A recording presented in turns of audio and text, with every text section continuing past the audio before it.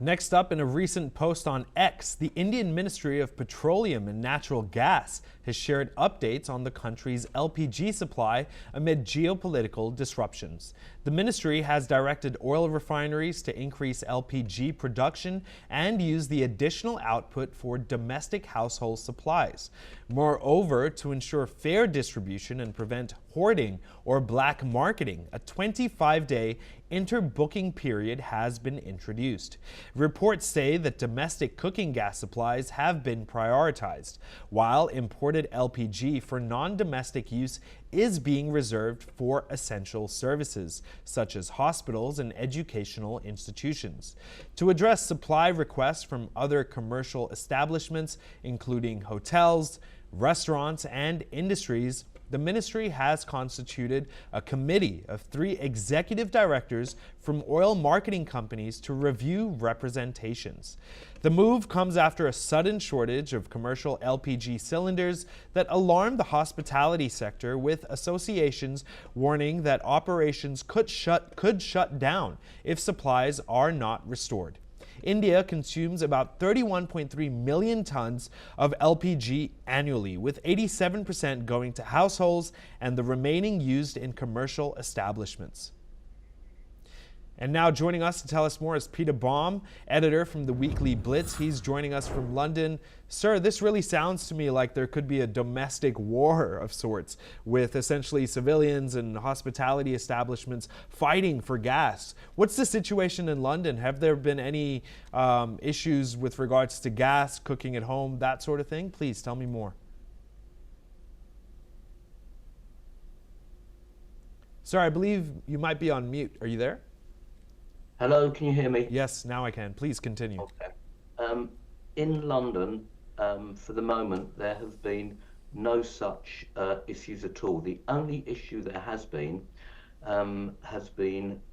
anger directed at the oil companies for raising the price of oil, gasoline at our petrol stations, immediately the war started.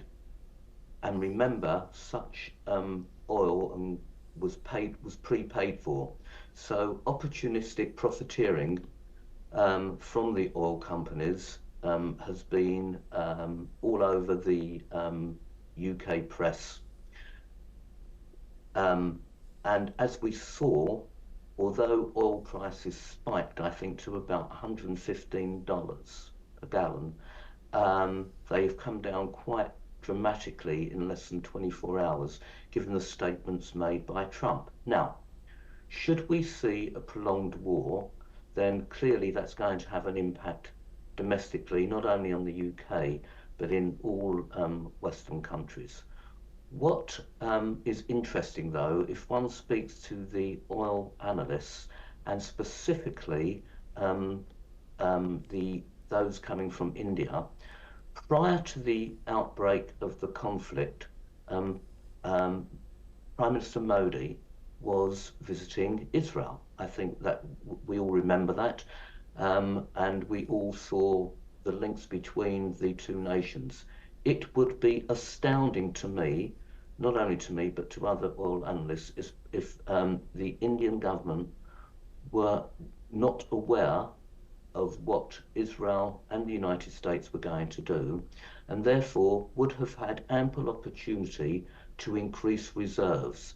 Now, if we look at the oil markets and see the reserves that were being created just weeks before the outbreak of the conflict, this would have given those nations in the know some kind of backstop, some kind of protection to avoid the kind of thing that you have just been highlighting of what's going on in India and questioning about what may happen in the UK.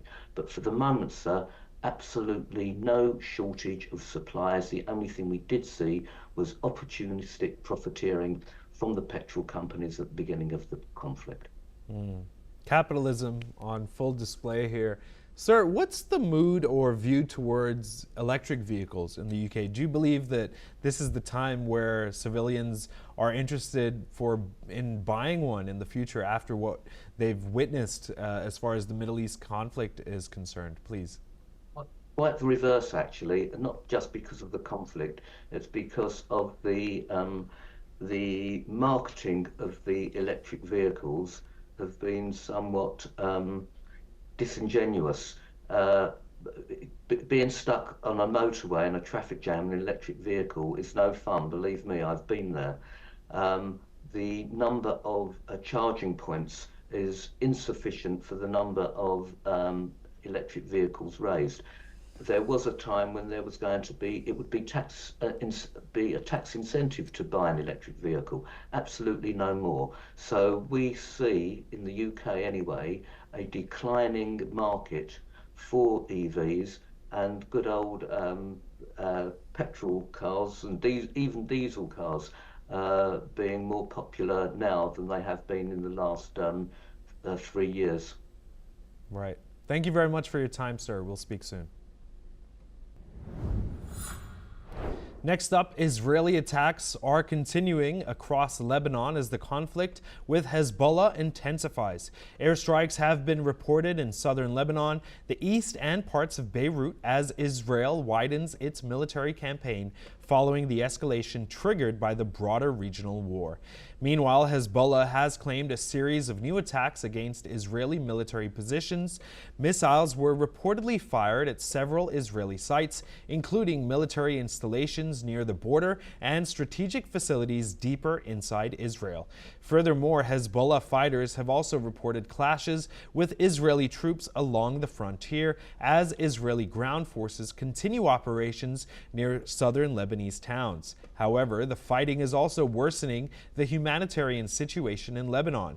More than 517,000 people have been registered as displaced, according to Lebanese authorities, since hostilities resumed last week.